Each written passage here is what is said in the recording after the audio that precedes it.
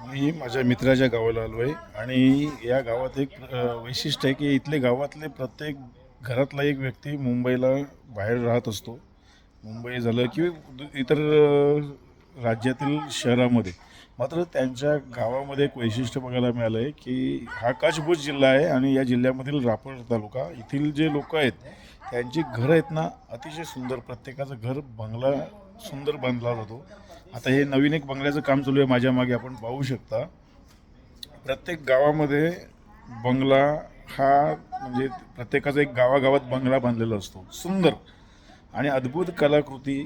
का प्रत्येकाचा बंगला हा एकाहून एक बांधलेला असतो बघायला मिळतं आहे. म्हणजे कोणाचीही तुलना सांगू शकत नाही का हा चांगला तो चांगला, सगळेच चांगले बांधले जातात. कन्स्ट्रक्शनच्या बाबतीमध्ये मी इथे बघितलं. आता हा माझ्या पाठीमागे बंगला आहे. देशात जगात तुम्ही कुठेही राहा, मात्र तुमचं गावामध्ये घर हे असलंच पाहिजे. या उद्देशाने येथील लोक गावात आपलं घर बनवत असतात आणि नुसतं घर बांधायचं म्हणून नाही, तर असं घर की आता तुम्ही बाहेर आल्यानंतर बघा हा परिसर बघा तुम्ही कसा, अगदी जुनं गाव शहर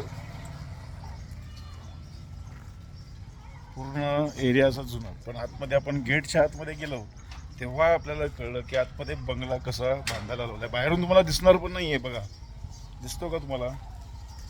बाहेरून तुम्हाला वाटणार पण नाही की हा घर अशा पद्धतीने बनवायला लावलं आहे.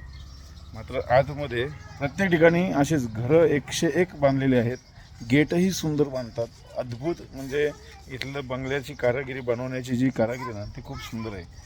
आपल्या महाराष्ट्रात किंवा म्हणा किंवा इतर कुठल्याही ठिकाणी असे बांधकाम बघायला मिळत नाही आहे. सुंदर बांधकाम करतात.